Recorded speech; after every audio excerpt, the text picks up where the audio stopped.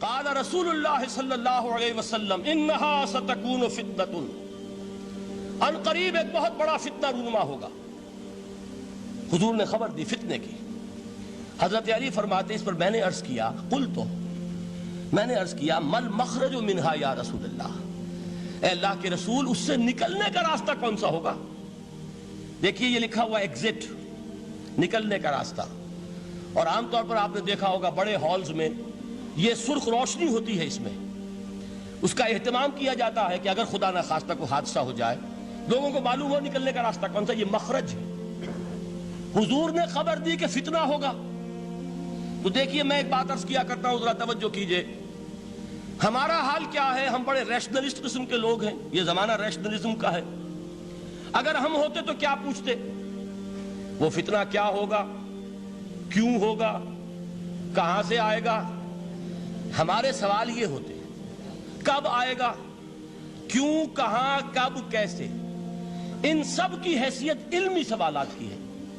بھائی کب آئے گا ایک علم ہے، کیسے آئے گا علم ہے، کہاں سے آئے گا علم ہے، لیکن اصل جو عملی اعتبار سے اہمیت والی شے ہے، بچاؤ کا راستہ کون سا ہوگا محمد الرسول اللہ، یہ بتائیے ہم۔ مل مخرج منہا یا رسول اللہ، حضرت علی نے یہ نہیں پوچھا فتنہ کیا ہوگا، کہاں سے آئے گا حضور، کیوں آ جائے گا، کب آ جائے گا، نہیں، مل مخرج منہا یا رسول اللہ، اے اللہ کے رسول یہ بتائیے کہ جب وہ فتنہ رونما ہوگا تو نکلنے کا راستہ کون سا ہوگا؟ اس کا جواب ہے، ارشاد فرمایا محمد رسول اللہ نے، کتاب اللہ، اللہ کی کتاب ہے وہ مخرج، یہ کتاب ہے کہ جس کو تھامو گے تو فتنوں سے محفوظ رہو گے۔ اس کے بعد آپ فرماتے ہیں فیہ نبأ ما قبلکم وخبر ما بعدکم وحکم ما بینکم، اس میں تم سے پہلوں کی بھی خبریں موجود ہیں، عاد اور سمود اور قوم نوح اور قوم ہود اور قوم لوط اور قوم صالح اور آل فرعون، یہ کون ہے؟ من قبلکم، تم سے پہلے، وفیہ خبر ما بعدکم، جو کچھ تمہارے بعد ہونے والا ہے اس کی خبریں بھی موجود ہیں، لیکن وہ کیسے ہوں گی؟ وہ بٹوین دی لائنز ہوں گی، وہ بین السطور ہوں گی۔ ان کے لیے انسان کو، آپ کو معلوم ہے کہ عبارت میں سطور ہوتی ہیں اور ایک درمیان میں ہوتا ہے، ان کے کچھ لکھا ہوا نہیں ہوتا۔ You have to read between the lines۔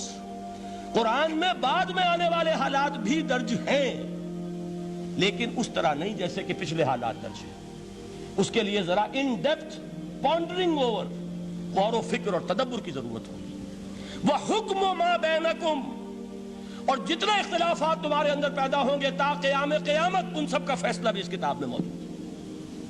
وَهُوَ حَبْلُ اللَّهِ الْمَتِينُ وَهُوَ الذِّكْرُ الْحَكِيمُ، یہی تو ہے وَهُوَ الصِّرَاطُ الْمُسْتَقِيمُ، سیدھا راستہ، اور کون سا؟ یہی قرآن تو ہے۔ ہر رکعت میں کہتے ہو اهْدِنَا الصِّرَاطَ الْمُسْتَقِيمُ، اور قرآن دیا ہوا ہے اس پر غور نہیں کرتے۔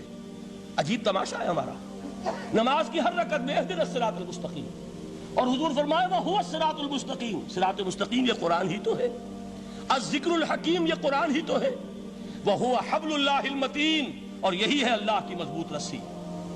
آپ نے قاری صاحب سے وہ آیات سنی سورہ آل عمران کی، وَاعْتَصِمُوا بِحَبْلِ اللَّهِ جَمِيعًا وَلَا تَفَرَّقُوا، اللہ کی رسی کو مضبوطی سے مل جل کر تھامو اور تفرقے میں مبتلا نہ ہو۔ تفرقہ ہوگا تو کیا ہوگا؟ تمہاری ہوا اکھڑ جائے گی۔ آج آپ کو معلوم ہے دول عرب اگر یہ یکجا ہو جائیں، ایک دن کے لیے اسرائیل قائم نہیں رہ سکتا، امریکہ نہیں، امریکہ کا باپ اسے قائم نہیں رکھ سکتا۔ اگر امت عرب ہی جمع ہو جائے، عالم اسلام تو بڑی شے ہے، جو وسائل ان کے پاس ہیں، جو اللہ تعالیٰ نے ان کو نعمتیں عطا فرمائی ہیں، لیکن افتراق، انتشار، اختلاف، جتھے بندی، گروہ بندی، دھڑے بندی، اس نے اسرائیل کا خنجر ان کے سینے میں پیوست کیا ہوا ہے۔ اس لیے کہ فَتَذْهَبَ رِيحُكُمْ، اگر تم اختلاف کرو گے تو تمہاری ہوا اکھڑ جائے گی، آج وہ ہوا اکھڑ چکی ہے۔ تو فرمایا وَاعْتَصِمُوا بِحَبْلِ اللَّهِ جَمِيعًا وَلَا تَفَرَّقُوا، اللہ کی رسی کو مضبوطی کے ساتھ مل جل کر تھامو اور تفرقے میں مت پڑو۔ حضور فرما رہے ہیں وہ اللہ کی رسی کون سی؟ ہوا حبل اللہ المتین، یہی قرآن ہے اللہ کی مضبوط رسی۔ علامہ اقبال نے کیا خوب کہا ہے، علامہ اقبال نے قرآن اور حدیث کے حقائق کو جس طریقے سے اشعار کا جامع پہنایا ہے، وہ تو خود کہتے ہیں گوہر دریائے قرآن سفتام، میں نے قرآن مجید کے دریا سے موتی نکال کر اپنے اشعار کے اندر میں نے چن دیے ہیں، میرا کام اور کچھ نہیں ہے۔ موتی کوئی بھی غواص پیدا نہیں کرتا، دریا کی گہرائی سے نکال لاتا ہے۔ یہ میری حکمت نہیں ہے جو میرے اشعار میں ہے، یہ میں نے قرآن مجید کے دریا میں غوطہ زنی کر کے اس سے یہ موتی نکالے، گوہر دریائے قرآن سفتام۔ اب دیکھیے اسی حدیث کے اس ٹکڑے کو کیسے شعر میں لائے ہیں۔ از یک آئینی مسلمان زندہ است، پے کرے ملت سے قرآن زندہ ہست۔ مسلمان کی زندگی تو ایک آئین کے بدولت ہے، یہ آئین قرآن، جو کہا تھا کبھی قائد اعظم مرحوم نے جب پوچھا گیا تھا کہ آپ کے پاکستان کا دستور کیا ہوگا، کیا فرمایا تھا یاد کیجئے کہ ہمیں کسی نئے دستور کی ضرورت نہیں، ہمارا دستور 1400 برس پہلے طے ہو چکا ہے۔ یہ ہماری بدقسمتی ہے جو کچھ کہا تھا قائد اعظم نے کہ God has given us a golden opportunity to prove our worth as architects of a new state, and let it not be said that we didn't prove equal to the task۔ میں معذرت کے ساتھ عرض کروں گا حضرت کہ واقعہ یہ ہے کہ ہم اس کے equal to the task ثابت نہیں ہوئے۔ قائد اعظم کا دیا ہوا پاکستان آج دنیا میں موجود نہیں ہے، اس کا ایک حصہ اپنے نام سے دستبردار ہو کر بنگلہ دیش بن چکا ہے، اس نے اپنی تاریخ کو خیر بات کہہ دیا ہے، حالانکہ مسلم لیگ کی جنم بھومی ڈھاکہ ہے۔ 1906 میں ڈھاکہ میں مسلم لیگ نے جنم لیا تھا، اور اگر وہ صرف ہم سے علیحدہ ہوتا یہ گہرا صدمہ ہوتا، لیکن یہ کہ اس نے جب نام بدلا ہے در حقیقت اس نے اپنے تاریخ سے، اپنے پس منظر سے استعفیٰ دیا ہے۔ یہ ہمارا دوہرا ہمارے لیے صدمے کی بات ہے۔ کیا 2 یمن موجود نہیں ہے؟ ان میں سے کوئی ایک بھی اپنا نام چھوڑنے کو تیار ہوگا؟ کیا 2 جرمنی دنیا میں موجود نہیں ہے؟ کوئی ایک بھی ان میں سے اپنا نام چھوڑے گا؟ کیا 2 کوریا نہیں ہے؟ 2 ویتنام نہیں ہے؟ تو کیا 2 پاکستان نہیں ہو سکتے تھے؟ ہو سکتے تھے۔ میں یہ کہا کرتا ہوں کہ یہ گہرا صدمہ ہے علیحدگی، اور دوہرا صدمہ ہے، اور اس سے کہیں زیادہ بڑا کہ انہوں نے اپنا نام بدل دیا، اپنی آئیڈینٹی چینج کر دی، انہوں نے وہ نام اپنے ماتھے سے اتار کر خلیج بنگال کے اندر دبو دیا۔ یہ بہت بڑی سزا ہے جو ہمیں ملی ہے۔ کیوں ملی ہے؟ کہ ہم نے 25 برس تک اس قائد جس کو کہا تھا کہ وہ ہمارا آئین ہے، اس کو آئین نہیں بنایا۔ ہم نے دنیا کے سامنے جھولیاں پساری، ہم نے طرح طرح کے نظاموں کو آزمایا، لیکن اس قرآن کی طرف پیش قدمی نہیں کی۔ اللہ تعالیٰ ڈھیل دیتا ہے لیکن سزا بھی بہت سخت ہوتی ہے۔ ان بطش ربک لشدید، وہ ہم پر کوڑا برسا ہے۔ تاریخ انسانی کی عظیم ترین شکستوں میں سے ایک شکست ہے کہ جو ہمارے ماتھے پر کلنک کے ٹیکے کی طرح موجود ہے۔ اللہ کرے کہ آئندہ یہ تاریخ اپنے آپ کو نہ دہرائے، لیکن میں عرض کر دیتا ہوں آپ سے، جو ہمارے لچھن ہیں، جو ہمارا طرز عمل ہے، جو ہمارے لیل و نہار ہیں، جو ہمارا انداز ہے، اللہ کے دین کا استہزاء اور تمسخر، جس طرح اللہ کے ساتھ مذاق ہم کر رہے ہیں، اس کا شاید اس سے بھی کہیں زیادہ برا نتیجہ نکلے۔ اللہ مجھے اور آپ کو اور ارض مقدس پاکستان کو اس انجام سے بچائے، لیکن اس کے لیے کام کرنا ہوگا۔ صرف کہنے سے بات نہیں بنے گی، کمر کسنی ہوگی، ہمت جو ہے پھر انسان کو اثر نو، ایک نئی تعمیر، ایک عزم، ایک ہاتھ میں قرآن اور ایک میں تلوار لے کر یہ امت پھر دوبارہ میدان میں آئے۔ بہرحال عرض یہ کرنا تھا، اقبال کہتا ہے از یک آئینی مسلمان زندہ است، پے کرے ملت سے قرآن زندہ ہست، ماں ہما خاک و دل آگاہ اوست، اعتصامش کن کہ حبل اللہ اوست۔ تامو اس کو مضبوطی کے ساتھ، حبل اللہ یہی قرآن ہے۔ یہ یک آئینی اور پیکر قرآن کی زندگی، پیکر ملت کی زندگی جو ہے اس قرآن کی بدولت ہے۔ تو حضور نے کیا فرمایا؟ فتنے سے بچنے کا راستہ کون سا ہے؟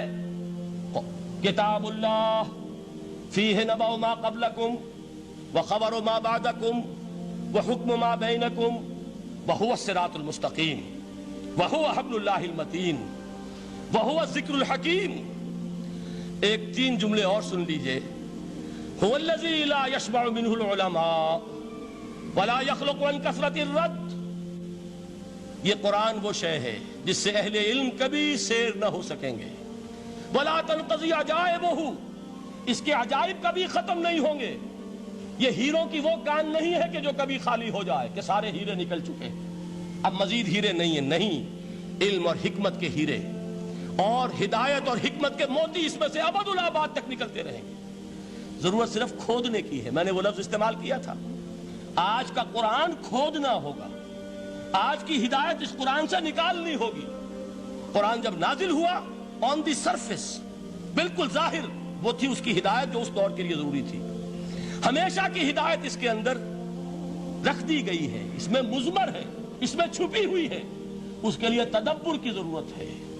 کتاب انزلناہ الیک مبارک لِيَدَّبَّرُوا آیَاتِهِ وَلِيَتَذَكَّرَ أُولُو الْأَلْبَابِ، لوگ تدبر کریں، اس کی گہرائیوں کے اندر غوطہ زنی کریں۔ لا تنقضی عجائبہ، اس کے عجائب کبھی ختم نہیں ہوں گے۔ ولا یشبع منہ العلماء، اہل علم کبھی اس سے سیر نہیں ہوں گے۔ آپ کو سخت بھوک لگی ہوتی ہے اور کھانا کھانے کے تھوڑی دیر کے بعد اب آپ کا ہاتھ رک جاتا ہے، سیر ہو گئے، بہترین کھانا ہے لیکن نہیں کھا سکتے۔ اگر عام حالات میں وہ آتا تو کبھی نہ چھوڑتے، لیکن اب وہ آپ کا میزبان کہہ رہا کچھ اور لیجئے، تناول فرمائیے ذرا یہ بھائی نہیں میں اب بھر چکا، یہ آپ کہتے ہیں کہ نہیں؟